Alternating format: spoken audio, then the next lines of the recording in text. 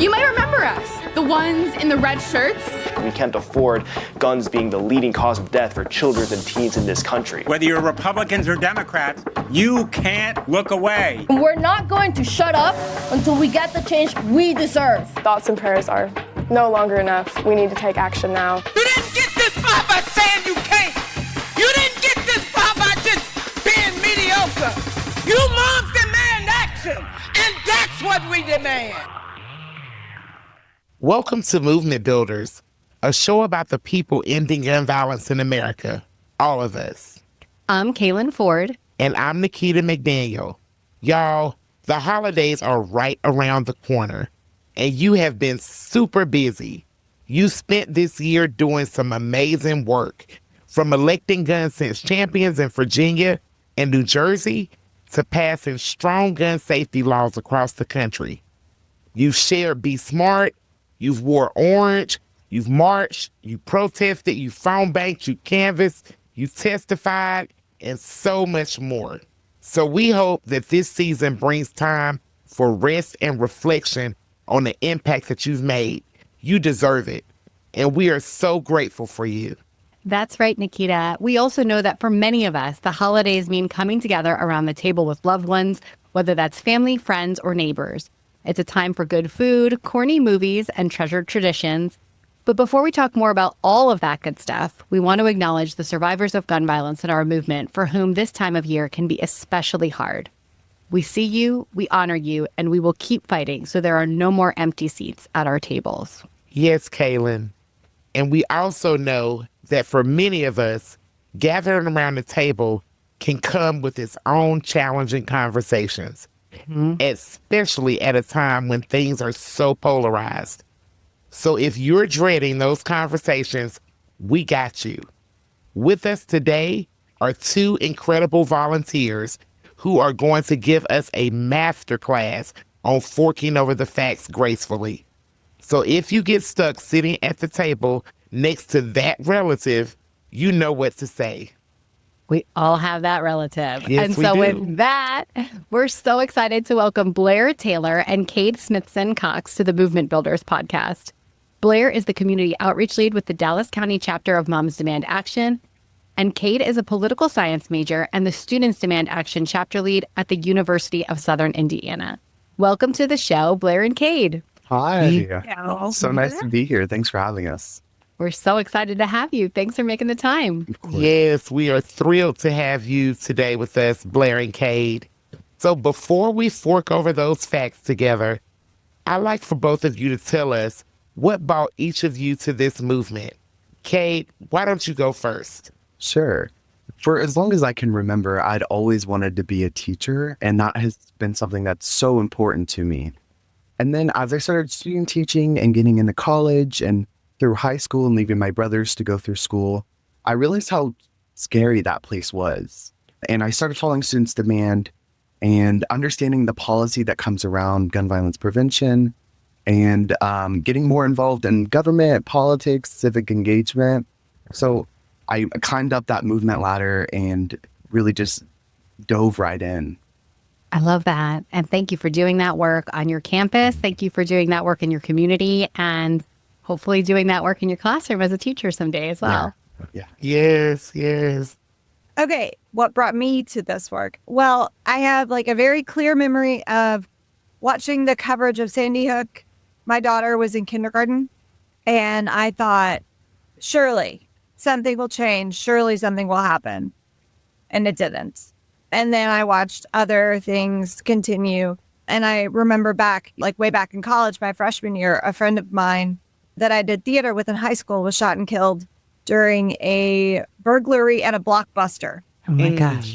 He was a student at Rice, a brilliant writer. But so I kind of went through that process the whole time of like, someone will do something, someone will do something. And they did not. And then in 2017, I listened to a podcast about Moms Demand Action.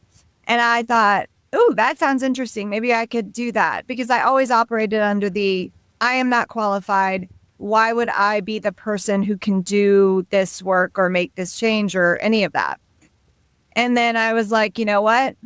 we got to try. So I Yeah. signed up. So after Parkland, I signed up for my first meeting, and I signed the little form that was like, are you interested in helping with community outreach? Yes. Which led to me helping host a sign making party for March for Our Lives, which then led me to volunteering at that event and then being voluntold to plan Wear Orange that year, which was the best thing that could have happened. It was like nerve wracking, but what it did was it led me to start reaching out to groups that worked directly with survivors. And that's where I realized, like a lot of white women, we come to this movement initially because of a mass shooting. And unfortunately, many white women then sort of leave or they lose the energy or whatever, because the real work is daily gun violence. The real work is everyday gun violence that impacts communities, that has led to cycles of trauma, generational trauma. And so once I got that moment and was like, this is the work, then I was like, okay, I'm in for the long haul now. And when you meet enough survivors or you meet enough community organizations doing the work, as much as I keep saying, I've got to step away, I'm like, okay, well, here I am. Thank you for sharing that, Blair. And I think you're right that so many folks come to this movement because of, unfortunately, a shooting that makes the news and then are horrified to realize that the reality is that there are a lot of shootings that do not make the news, a lot of gun violence in our country that is not talked about, and that our work is really to end all of it. And that requires us to honor the work that's come before from community partners, work shoulder to shoulder with folks who are already doing this work in our communities, and sit back, listen, learn, and then organize. So thank you so much, both of you, for sharing that with us. Yeah. As we said, the holidays are coming up, and you both have talked to folks from all different walks of life, all different political backgrounds, as you've done this work. What are some of the common myths that you've heard when you talk to folks about gun safety, and how do you debunk them? Blair, do you want to start? Sure. I mean, there's sort of like a cluster of typical myths, right? So one is, well, they're just going to get a gun anyway. They're just going to do it somehow. You know, the whole, well, if they didn't have a gun, they would use something else. And my response is usually like, tell me more about what you think that would look like. I love that question. Because to me, if you're trying to make it apples to apples, guns and a knife, like you can't. It's apples to oranges. It's not the same at all. That's one, because you can't harm as many people as quickly. We know 2/3 of gun deaths are suicides. Okay. So sometimes people will say that and they're like, well, they're going to find a way. And I tell them, well, generally speaking, less than 5% of, all suicide attempts result in death unless it's with a gun. And then in that situation, we're going above 85%. But most people who attempt suicide and don't complete it never attempt it again. And I use myself as an example. I attempted suicide my senior year of college. I did not have access to a firearm. Thank goodness. Because what that meant was there was a chance. There was a chance for me to get help. And everybody deserves that chance. And we need to work to make sure people know simply restricting access to lethal means for people who are a danger to themselves or others is critical. Yeah. And that's your family. Those are your friends. Those are the people that, you want to keep around. And so when I put it that way, and I talk about secure storage, like I had a conversation at one point with my husband's aunt, rural Texas, lots of guns. And I talked to her about secure storage. And she was like, well, they don't know where it is. I said, kids know where everything is. Right. They do. They're curious. They're going to find your Christmas presents. They're going to find stuff you don't want them to see. They're going to find the guns. And so she and I had a conversation at a family gathering. And then the next family gathering, she showed me where they had turned a closet into like basically a gun safe, an entire gun safe. And she was so pleased and so proud. And I was really pleased because I was like, okay, well, that conversation stuck with her. Lots of those myths are surrounding things like violent criminals, this and that. And so I just tell people, the majority of gun violence is actually perpetrated by legal gun owners, often with no criminal history. So talk to me about what you mean when you say it's mostly criminal. So a lot of the approach is just asking those questions. Like, well, what do you think that means? Okay, well, tell me why you would say that. And so even telling people the actual information kind of stops that myth perpetration in its track.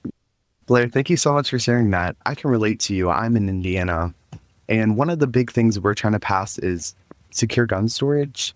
And so like a big myth I'll hear is gun policies are trying to take away our rights. And I'm 19. I educated myself. I understand that these policies are about responsibility and not restriction at all. I grew up in a hunting family, and I grew up in a safe, secure household, and we understood these things. And so things like background checks and secure storage save lives while respecting the Second Amendment. So that's something I hear a lot. Another thing is like, kids don't know how to pull a trigger. They don't know how to work a gun.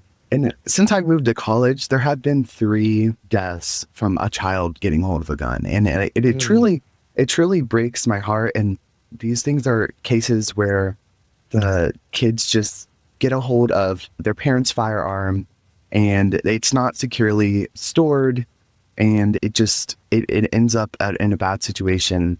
So it's not about being anti-gun. It's about being pro-safety, pro having regulations, pro-community, just a safe environment for our children. And again, like I'm in Indiana, I'm in a hunting state, but we don't have these policies or these regulations to keep us safe in using a firearm, or we don't have the access to training and so many resources. So that's something that we're really trying to work on along with secure storage. And secure storage just has so many myths behind that. I mean, I could talk all day about the myths that I've heard from legislators in my state about secure storage. I will say another, just as a random on the holiday subject, we have a family rule. We don't have toy guns of any kind. Same. Water guns, to play cops and robbers or whatever. We don't do it. Yeah. And that has been initially very hard to get across to my relatives, some of the relatives, just because they're like, I mean, it's not a big deal. Why would it be a big deal? And so what I tell them, I said, well, it is a big deal because guns are not toys. That's right. They are not designed to be toys. Right. They are not designed for fun and games. They are designed to harm. And so when we condition children to view them as toys, we're doing that from a young age, and they're going to grow up that way. And I was at a playground with a stranger who asked me why I would let my kid borrow like the water gun that her son was playing with. And I said, well, we don't do toy guns because they're not toys. But also we have to acknowledge the privilege that we have, because I have a little white boy. And if he has a toy gun out in public somewhere, he's going to be fine. Right. But not all children will be. Yeah. And so when mine's going to be fine and others are not, we don't do that.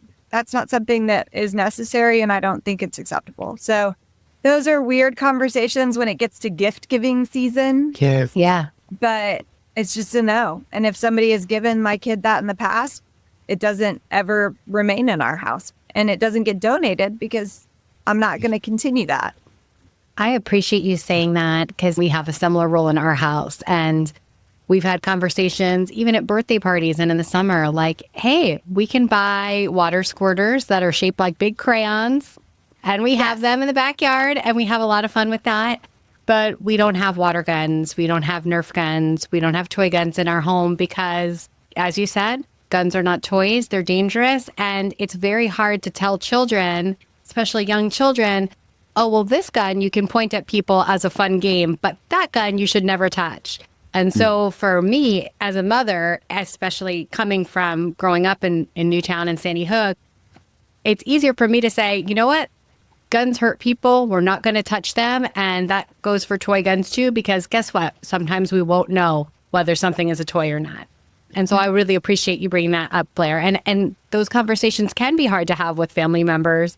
We all have that relative that gets the really noisy toy that we have to banish to the garage. But we also have those toys that we're just not going to have our kids play with because of the work that we do and the world that we're trying to create. So I appreciate you sharing that as well. And thank you so much for sharing your story with us and for trusting us and honoring us with that. Yes, and you can never talk too much when we're talking about forking over the facts, either of you, because that's what we're here to do. And I have actually learned in just a short amount of time from you all about how I can actually turn that person's question back into another question. Like, how does that look for you? I want to talk more about what that looks like for you. I love that. So I feel like I'm getting ready for, which will be an interesting holiday. It will be a loving holiday, but we will have interesting conversations around the table as well. So thank you both, and let's dig into it a little bit deeper. We've seen huge victories for gun sense candidates in 2025. We should just shout that out right to the top of our lungs. Yeah. And, right, yay. And So a lot of that exciting. has come from really the fact that people are just seeing gun safety and the economy as top issues that affect them. So have you all seen people's perspectives shift since you've been doing this work? And Blair, why don't you lead us off? I mean, I do think it's a huge victory. I think on a base level, the fact that nobody talked about gun violence prevention a decade ago. Right. You didn't talk about it if you were running for office because it was just an immediate, you've ruined your campaign. Right.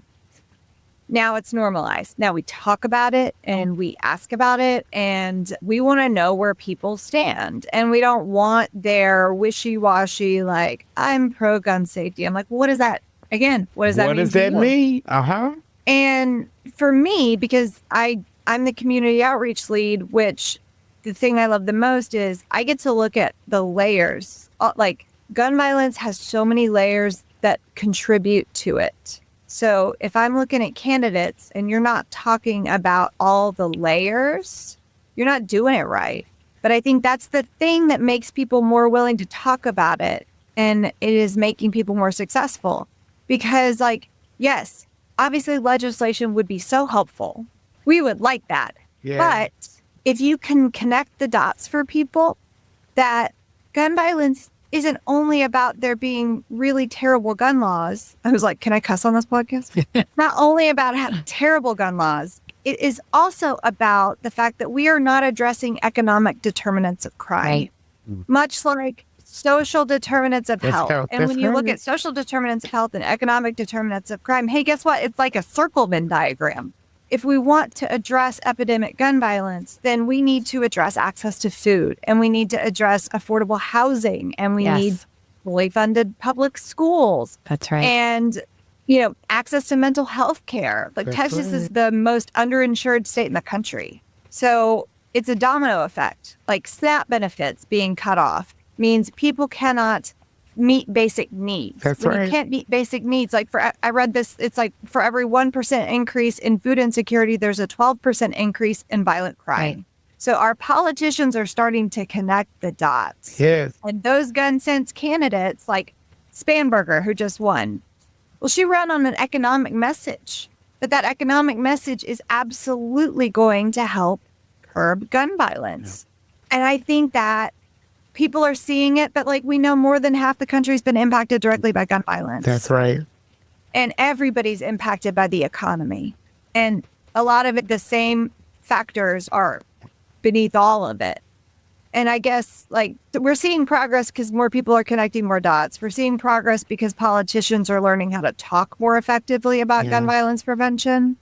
I have a lot of thoughts about the messaging that I'm like messaging focused. I talk to a lot of groups about how to talk about it. Like, never say gun control. What is wrong with people still saying those words? Like, nobody wants to be controlled. They turn their ears off and they move on. So the more we learn to talk about it and the more we learn to connect that this work to end gun violence is exactly in line with the work to make people's lives better, the better we do. And we see that in elections now. Yeah. That's absolutely right. And The shift is here. the shift is here. People are connecting those dots. The work that you, Blair and Cade are doing is connecting those dots. If they are not able to connect those dots, we will help them connect those dots or we will vote them out of office. So you got some time to connect the dots. And if not, we're going to find someone who can. Cade, what about you? Have you seen perspectives shift around this issue since you started doing this work with us? Absolutely. And Blair, you did such a good job. You took what I was going to say and made it so beautiful. But even going further, it's such a good message. Like, we just need to talk to people. And so one thing I see is people don't realize that it's not in isolation. And Blair, you said it's a layered thing, and that's absolutely perfect wording. It's such a layered messaging, and that's what I try to convey to people I talk to all the time. It's in our schools, it's in our workplaces. We see it everywhere, unfortunately. And so I've noticed that, like, just talking to people, especially like young people, people younger than me, like in high school, my peers in college, my colleagues at work. I do a lot of community events because I think it's so important to create a welcoming community and an open community. So I go to like a lot of protests downtown, or I'll, just go down there for any community event and just talk about what gun violence prevention is, especially safe storage policy, and just creating a place where people can talk and share their feelings and what it really means to them, because we all know that we're all affected. And something that most people don't realize is how kids in schools are feeling nowadays. So when I substitute teach or when I student teach, I'll see a lot of these like things and take it like to the next step, and I'll go and talk to the principal. I'm like, so do you guys have like a student student action here? Or like, how can I help you? Or down in the community downtown, I'll be like, so have you gotten involved in the Moms Demand chapter? Like, are you involved in Moms Demand? Or I'll invite them to our advocacy day, because I think that's so important. And just creating space for people, it really just helps them. It just helps them like see what we're doing and how it affects all of us. You are my kind of human, as you kept saying, creating space. I love to create and hold space for the things that need to happen. Absolutely. And we know that what unites us on this issue is far greater than what divides us, right? Absolutely. Sometimes cutting through that noise, though, can be a challenge. When you're holding space for it, then that means you're up for the challenge, Cade. Absolutely. Are there any tips on how to start these conversations with your family, friends, and even your neighbors in a way that makes people want to stick around for dessert? Yeah, I think you have to look at it as like a perspective of just being on the outside, or remember what you felt like before you joined the movement. And like, they might not know everything. And really, it's not your place to be like, I'm an educator and this is exactly what I'm going to do. And I'm going to tell you all the facts because I know everything about policy. You have to, when you're creating a space like that for someone, approach it not like they're below you or you're trying to like educate them because you're a teacher. You have to look at it like with empathy and like you are on the same level. You're here for the same reason. They're open to that conversation because obviously they want to know about the movement and about gun violence prevention because it affects all of us. And so instead of like trying to like peel at what exactly is happening in our legislature, because one, I'm not a person who's afraid to talk politics with my family, but especially gun violence prevention, because while we might be in like a really small red town with like a hunting perspective on a lot of gun owners, we're all here for a reason. And they all know that I go on these trips with Students Demand, and they want to ask me about the trip. And that gives me an opportunity to tell them about the things that I have the honor of doing. And so just coming at it from like an equal level perspective and not trying to like be the person, the educator or the know-it-all. You're not the know-it-all. Or calling out like certain things. Yeah, you just have to be on the same level with empathy. And I think that's kind of like the bottom line for me. That is very true. Sometimes it's very hard not to be the know-it-all. I'm just going to put my hand up and say, I struggle with that sometimes. Oh, definitely same. Yeah. And you can get into that mode, like you said, where it's like, I got all the answers, sit down and listen. But that's not always the way to keep people sticking around for dessert, as Nikita so perfectly put it. They don't want to stick around for dessert when they think that we're judging them or that we feel like we are the expert on the issue, even though we know that we are. It's kind of a little bit of psychology we use, right? Exactly. To hold space for them. It's good to know that we're all on the same page so we can all hold each other accountable for taking those deep breaths. I find that breathing helps. Yep. Breathe in. Breathe out. So, yeah, I'm glad we pointed that out. Blair, you look like you have got so much more to add to this topic. Why don't you lay it on us? I'm just laughing because I'm like, yes, I am one of those people who's like, I have so much information in my brain. Let me tell you all of it right now. Not always helpful. But I know that I've had like an experience, like I have a cousin who's very, like he's a veteran. He's very into shooting for sports and competitions and whatever. And so like, I know going into it that there are certain things that at this particular conversation, we're not going to meet in the place where we agree. And that is okay. Right. For now.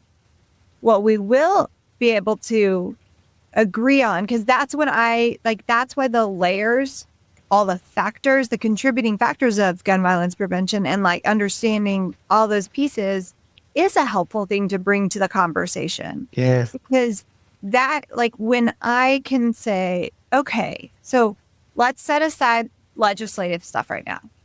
Now let's talk about this. We know that, these communities are more impacted, and it's not because of anything inherent to the population of the community. It's because of the structure. So what we do also know is like if we can increase after school care for free in a lot of communities, we see a drop in gun violence. Right. That's right. And if we do community cleanups or we do these different things, and I'll say, like, would you be up for that sort of engagement? And like that particular cousin was like, yeah, that would be cool. I do a holiday outreach project every year. And like, he messaged me last year, was like, hey, are all the kids taken care of? So I can help. Because even people who are like super into guns and they don't vote the same way or whatever, they can understand making somebody's life better who has dealt with trauma. And they can understand that food is something everybody should have access to, or, that they feel better when like their yard looks pretty. So of course, if we can make a public park look better, so it's kind of just finding those ways to help people understand that you don't have to be the one at the Capitol yelling at lawmakers. Yes, like I will be that person because that sounds great, but you don't have to be. You can be the person who is just making sure that the kids in your neighborhood have somewhere to go after school. And that's when people are like, oh, there's a lot of things. I'm like, yeah, there's a lot of things. And some of it is easier to access and some of it's not. And I've had those conversations with family. And I've also had like conversations where I had somebody come up to me at a pop-up meeting and say, you're that Marxist gun grabber group. Oh. And I was like, well, no. And I'm like leading this meeting, but I was like, I'm sorry, y'all just have to excuse me for a second. So I went and talked to him and I asked him about himself first. And that's what I do with family or friends as well. But I asked him, I said, well, tell me your story. Tell me why you feel this way. And he's telling me he's a veteran, and he's telling me his wife who's standing there as a teacher, and why shouldn't she be able to have a gun and this and that? And I said, oh, okay, well, let's talk about that. Let's talk about what law enforcement has said about arming teachers. And let's talk about play that scenario through to the end. What happened to your wife? And like, then I felt bad because his wife started crying. And he was like, well, I just didn't even think about that. And I said, right. But I've thought about it. And a lot of people thought about it. And I said, 2/3 of veteran suicides are by gun. That's right. Right. I said on the VA website, there's information about the importance of restricting access to lethal means. And he was like, well, yeah, I mean, and that permitless care, like not having to have a permit, that's crazy. I said, so we agree. Common ground. On that. Right. The common ground. Because that wouldn't make you feel safer, so it wouldn't make me feel safer either. And at the end, he shook my hand and was like, wow. We actually do agree on a lot of stuff. And my gun-owning relatives, none of them think permitless carry is a good idea. So there's definitely pieces of all of it that you can find and grab onto. And also, the last part of your question was, what makes people stick around for dessert? Well, I'm a compulsive baker. Oh. So every once in a while, I'm like, you better be nice or there will be no cheesecake for you. Oh, yes. That is great. What I need to be there for. I need to be there for that. Baked goods are bridge builders. Okay, I will say that, and I stand by it.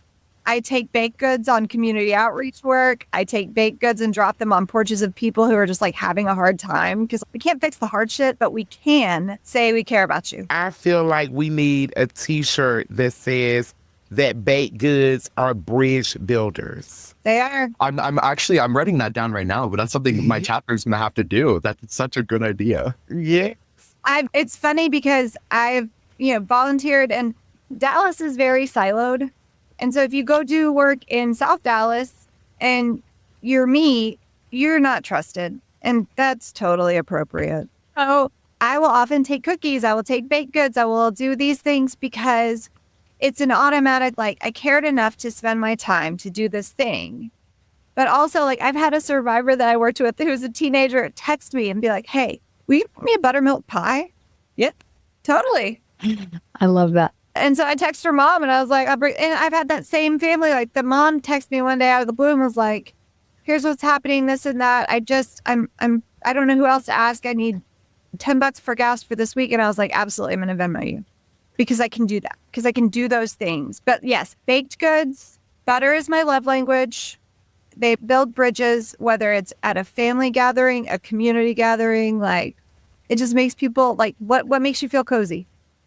I love that. And I want to dive in more into the family component in a second. But one thing that's standing out to me in what both of you are saying is that you are not rushing these conversations, right? You are not knocking on somebody's door and giving them 30 seconds, the New York minute, to hear what you have to say, or asking a question and not waiting to hear the answer. And so the work that you're doing, that grassroots organizing work, is incredible. It takes time. You're listening when you ask somebody, why do you feel that way? You're investing your own energy and empathy in the conversation so that someone can say to you, yeah, you know what? I hadn't thought of that. Or we do have common ground here. And that's a really, really beautiful thing. I think that's the kind of message that we all need to hear, especially in our times right now where it's like a scroll through social media and you feel already overwhelmed, right? You're not always at your best when you're hearing someone try to spit some facts at you in like 90 seconds, right? Yeah. Whereas, the work that each of you are doing is slow. It comes with baked goods. It comes with empathy. It comes with an open mind and open ears. So thank you for that. And there's so much value in that and so much to learn for all of us from that, because we can forget about that with all that's going on right now. I want to jump back into the family component because family can be tricky. We all know. We all have a relative maybe who likes to, as my British husband says, toss the cat amongst the pigeons, right? And see everybody kind of get their feathers ruffled. So how do you talk to those folks in your family? Because the other thing is, whether it's family or friends or neighbors, people who are close to you, can be harder to have these conversations with sometimes than a stranger walking up to you at a tabling event, right? So, Cade, why don't you go first? How do you talk to family members or neighbors or loved ones that have different views about this in a way that gives that space? Yeah, I definitely see it so often. I mean, my family is so diverse in thinking. I grew up, like I said, in that shooting sports was a thing, hunting was a thing. I don't know. I guess like the way to stay calm is while you're not like trying to present yourself about being like right in the know-it-all. It's like sometimes I think like, well, I do this work. I do know, like I see it firsthand, and I'm in college and I have like uncomfortable conversations often. And it's things that you have to like, be prepared for, and you really do just have to take a breath.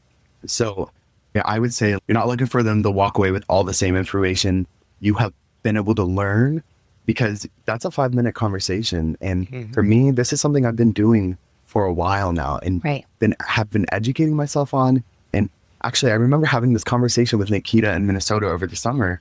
Like, we were walking, and I remember I was like, well, I just have like relatives, and I guess they just don't really understand like why I'm here. And one of the things, Nikita, like you just said, you really gotta take a second. You gotta breathe.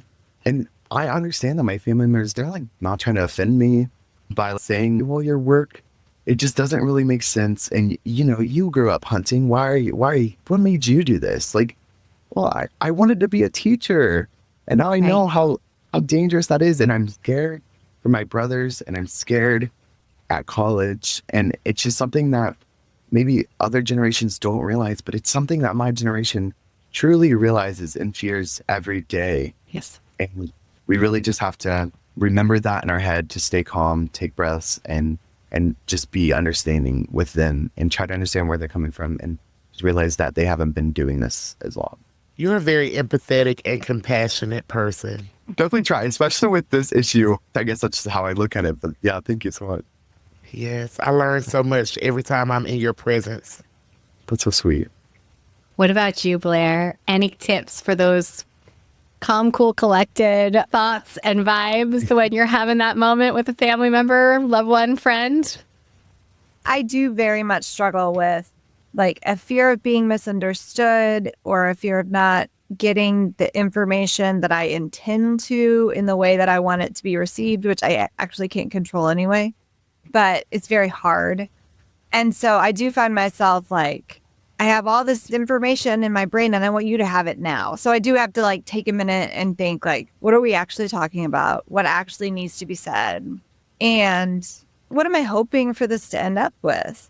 Because really what I'm always hoping is that they'll want to talk about it more. Right. They'll want to come back and ask me a question or whatever. Like if I can make it, creating space, if I can make this space that they know if they do want to talk about it more or they do have that experience, then they will come back because they know that I'm ready and willing to talk to them. That's right. Or I'll get a random text message that's like, hey, this friend of mine died by suicide. I don't really know what sort of resources to give to their spouse, like what's happening. But they know that I work in this advocacy area so they could talk to me.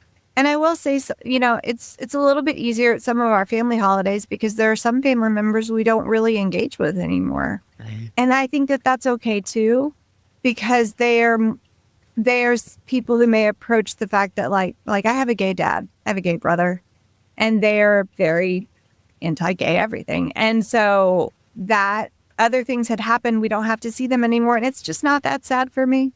They're the ones that I would have to convince like not to give my kid a rifle for his like 6th birthday or something. Right. And that is okay. I'm not going to change their hearts and their minds. But if they do come to a place where they have changed their hearts and their minds and they want to talk about it, like I'm always going to be there. Mm-hmm. Always. And I am more able to be now that I'm a recovering people pleaser. Same. I try really hard to be very open and transparent and like congruent. Like my actions match my insides. My words match my insides. And that's really important. So that if there comes a time where there's somebody, whether it's a family, a friend, or a random stranger, and they want to talk about this stuff, they will know, oh, I know this person will do that. Yeah. It's the same, like I quit drinking 17 years ago, and I've never been secretive about it. I've always been really open about it, which has led to multiple people in my life reaching out saying, hey, you felt safe to talk about this too. Do you mind if we chat about it? And I'm like, I would love to, because that's the whole point in being honest. I wear virtue signal shirts to school functions so that the people around can like go, oh, this person is safe, or this person is this. Mm-hmm. Like I have this great shirt that has like gun reform, immigration reform, police reform, whatever. This is pro-life. I like to wear that to school stuff, and all of us being a little more vocal is how we've ended up with a network of neighborhood moms who are like, oh, look, we're all progressive. We all want these things. And now we're unabashed about that. And I'm that way with my family as well. Wow. I tell you, the things that I'm learning from you two today is filling my heart with so much thanks and gratitude. And we know that this work can be hard, it can be difficult, and it can sometimes put us in spaces where we feel uncomfortable. So we have to come out of our comfort zone. It seems like you two know all about that all too well. We also know this work can be gratifying, because when we find that common ground and we see that we've opened someone's eyes, like it does something for our spirit, because we know we're making progress. Can each of you tell me about a time that this happened for you? Yeah, absolutely. Actually, mine was just not that long ago back. I truly will just never forget it. Back on September 5th, when we did the walkout, my school, we organized a protest on campus, and there were a lot of people walking by and giving me side eyes. And there was one particular gentleman who walked up to me and he's like, "Why are you here?" And I told him, and I thought it was interesting because the same way I approach a conversation, he was approaching me with. And I was like, wow, okay, so I think we're going to get a conversation out of this, right? He's like, well, what about the Second Amendment? And I'm like, well, look at Indiana. Like, we've come so far with guns, but we haven't come far with gun regulation. And like, I talked to him about there's these survivors that I know personally, or here in Evansville, where we have seen so many children getting hold of guns. And I asked him what his major was, and he said education. And I was like, wow, you know what? I know this conversation can get somewhere. So really just, I kind of dug at him a little bit, and like, I wanted to know more about him. Right. And so that's a conversation I'll never forget, because he was so pro 2A, and I was so, I understand that you're so pro 2A. Trust me, I come from a family. Like, I like, that is the same exact way. But I told him, I was like, in this work, we have to have these conversations, because I know that none of us want to see mass shooting on our schools and on our TVs every day. And more so, him and I are in the same generation. We've went through school at the same exact time, and we're in college at the same exact time. We're seeing school shootings on our TVs so often, in college campus mass shootings. And it's something that we cannot be afraid to talk about. And I wasn't afraid to talk about it with him, and he wasn't afraid to talk about it with me. And while we didn't leave on the exact same level, we left with a common ground. And that's the next step for him. And maybe I won't be able to see it because unfortunately I didn't get his name, but I'm hoping that maybe he took that conversation and went somewhere else, started talking about it with an open mind.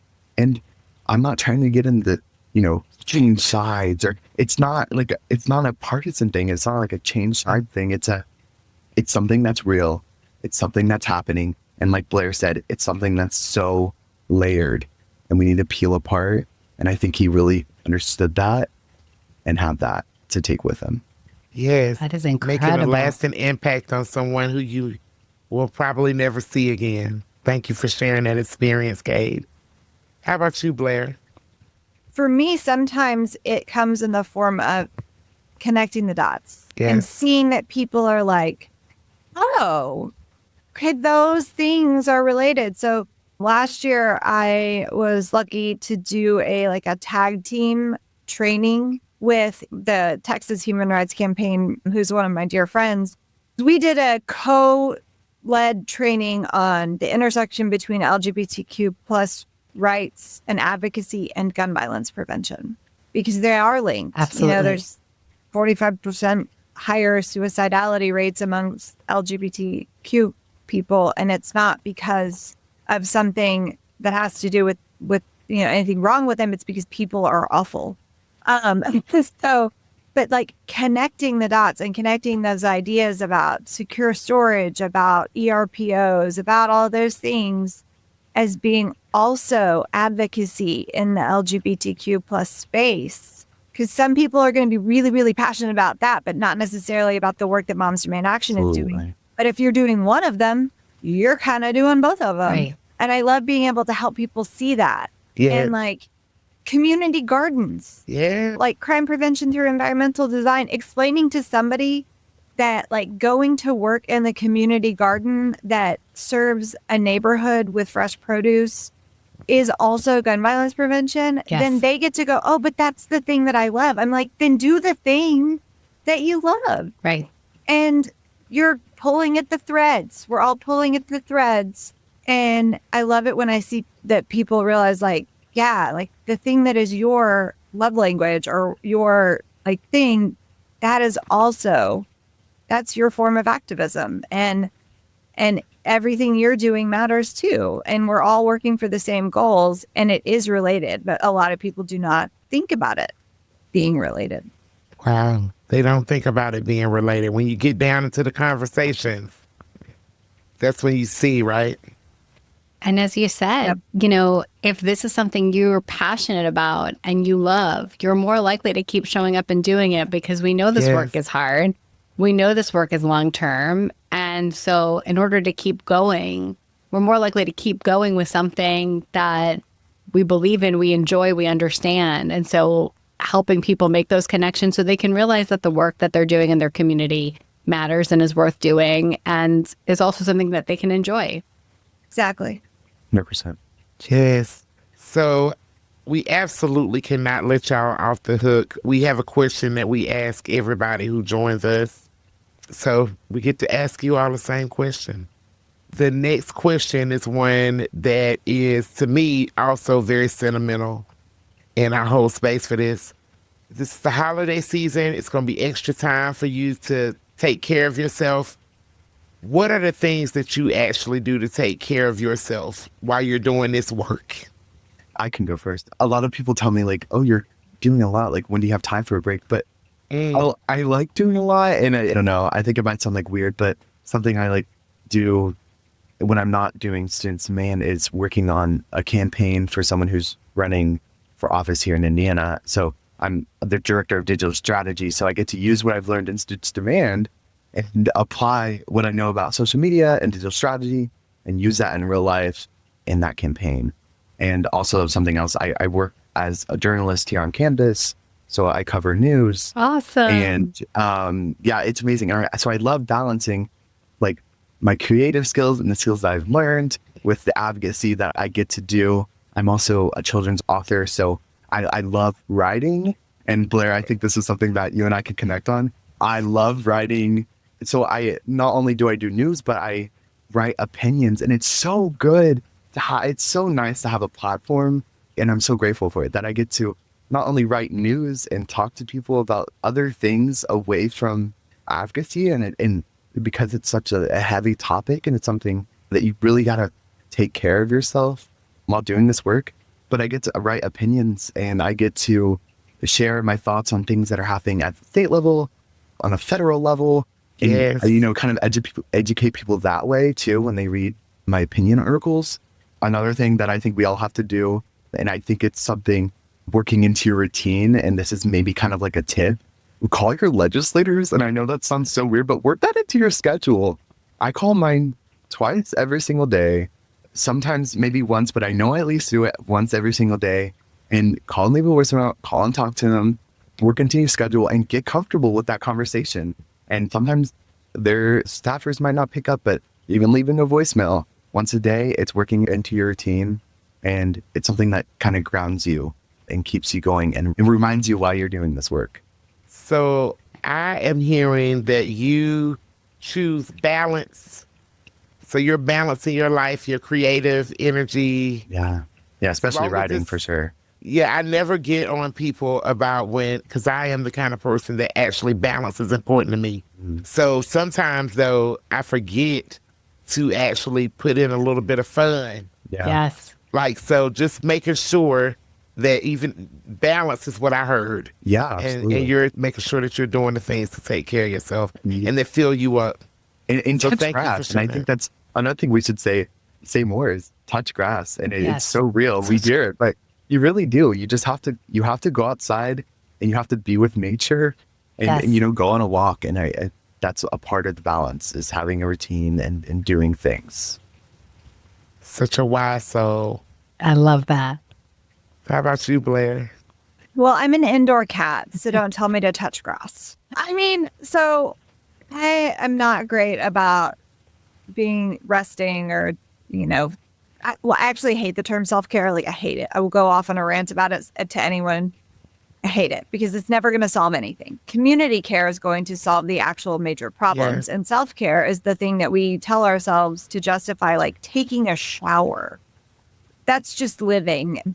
But all that said, I like to joke that my 5-year-old provides life-affirming snuggles because he still wants to be rocked to sleep every night. And so the excitement of those kids, like, that's always the thing. Like, holiday season, we always make decorated sugar cookies as a family. Okay. I have my own tray because I'm type A, and that's okay. Or like baking is meditative for me.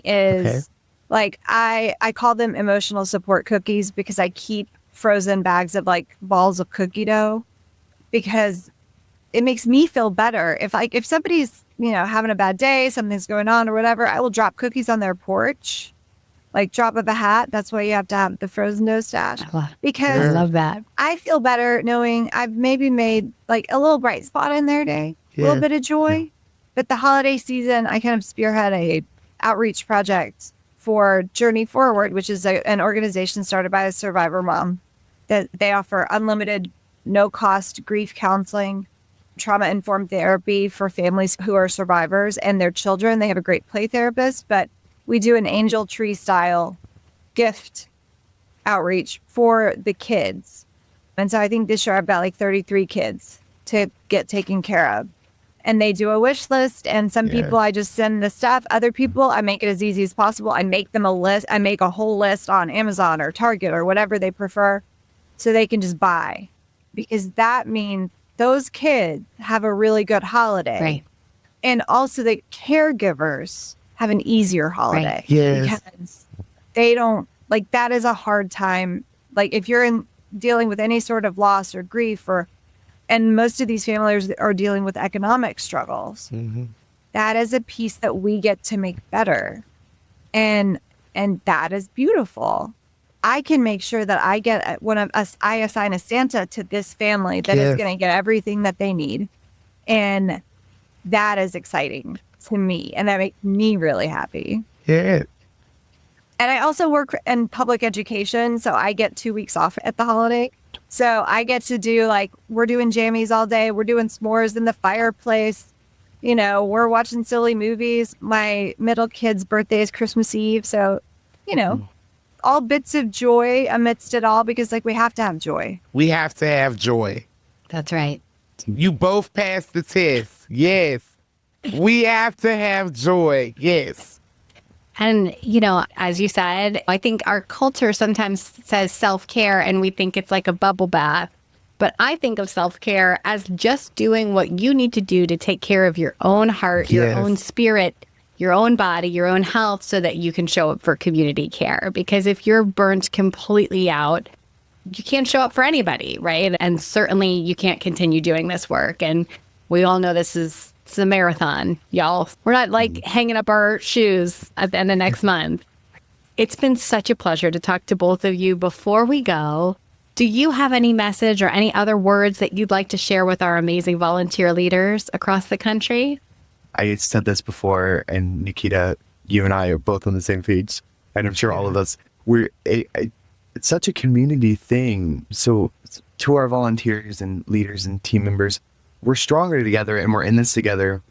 Every conversation matters. Every voter registration drive you hold matters. Every toy drive you hold matters. Everything you do in your story personally, it matters.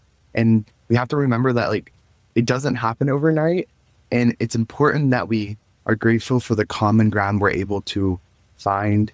And especially, I had the privilege of working over the summer in Minnesota, like I mentioned, with these young high school students. And truthfully, it just makes me emotional, talking about it. But seeing their dedication and being proud to walk alongside them in this fight, and having you all and the moms as leaders and someone to look up to in this fight, I knew how they felt, and it was such an honor to do that. So I just think my bottom line message is build community, have those tough conversations, and really just be comfortable with entering an uncomfortable space and create space. Like you guys have said, that's what I would have to say. I love that. Thank you for sharing that with us. I guess I would say you can keep doing all the things even if you're afraid and even if you feel like you're going to do it wrong, because you're going to mess it up. I'm going to mess it up, and I'm going to log off this podcast and go, what words came out of my mouth? Didn't mean to say those things. What has happened? But that's okay. And you don't have to figure it all out. You don't have to reinvent the wheel, because to me, the best way for me to approach community outreach work isn't to decide what's best for everybody and decide what needs to happen.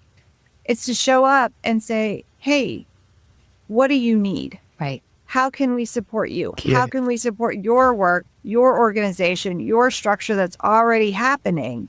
Because it's a lot easier to not do it wrong when you're doing the thing that people have asked for. Yeah. And when you acknowledge you're not the decider of things for them, you're not the one who knows their heart, their community, and their needs. And if they say that we really need this, and your reaction is, but why? That seems okay, then shut it down. Yeah. And just acknowledge that you trust these people know what they need. That's right. And if you're an adult, it's hard to find friends. It's hard to make friends. Advocacy, activism, these are the best places. You're going to find your people here. You're going to find the people willing to yell about the things that you're going to yell about, that cry about the things that devastate you, and that show up for you when you are struggling. And I think the best gift that we give to anybody is to make people feel seen and to feel heard. Yes. Absolutely. If we can do that in this work, then that is the goal, because that's also how we build coalitions and we move the needle. Yeah. Is we make people feel seen and heard. And we also have to remember, and this is my one little spicy take, kindness and niceness aren't the same. Oh, yeah. So we need to be kind. Being nice is not the point. Being kind is, because that's compassion. Yes. Justice and love are not soft and gentle. They are loud and they are assertive. And that is our work. That is what we are doing. Wow. Oh my love God. that. I love that. Y'all took me to church today. I just want to thank both of you, Blair and Cade, for joining us on the Movement Builders podcast today. And I know that our holiday meals are going to be so much better with family, because we're going to take something from what you taught us and we're going to get in there and keep going. Thank you. Thank you for having me. Yeah, I for sure. appreciate you all. Yes. This was an amazing conversation. Y'all, I hope that you're planning to take a nice break this holiday season, because you deserve it. And I know that I'm going to take some of the tips that Blair and Cade shared with me to my holiday table too. Me too, Nikita. And if you all want facts and graphics you can share with the folks in your life, just Google Everytown Debunking Gun Myths at the Dinner Table for our full guide. We'll also link to it here in the show notes. And thank you all for the work you've done throughout this year. It's been a challenging one, but you've kept going. And we're already setting ourselves up to make a huge impact in the 2026 midterms. Yes. And before we go, we want to share some messages of gratitude we have for you all. Hi, this is Amy, organizing manager for the states of Virginia and Ohio, and I want to send a huge shout out to our volunteers in Virginia and Ohio and New Jersey and every state that worked on elections this year. Not only did you crush it, but you gave the entire country hope. Thank you so much. All the gratitude and love to y'all. Hi, I'm Des Harris on the Field Distributed team, and I'm so grateful for all of our volunteers who are pouring into their communities and those community-based organizations working on the front lines of gun violence and its underlying causes. I've been especially grateful to learn from community gun violence prevention leads and community outreach leads about ways they are doing this all over the country. Thank you all for everything you do. Hey everyone, it's Andrea in Aurora, Colorado.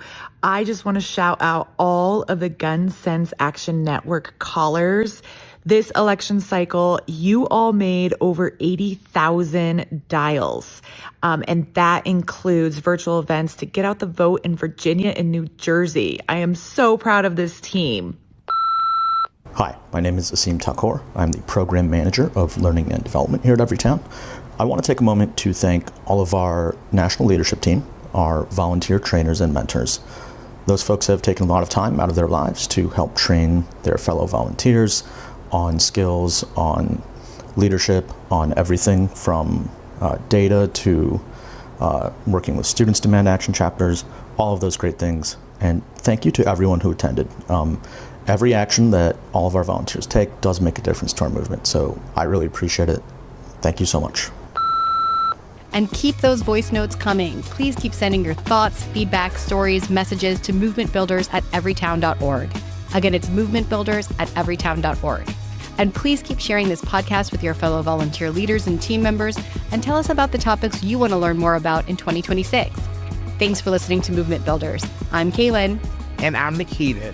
Thank you for all you do to save lives. It's working.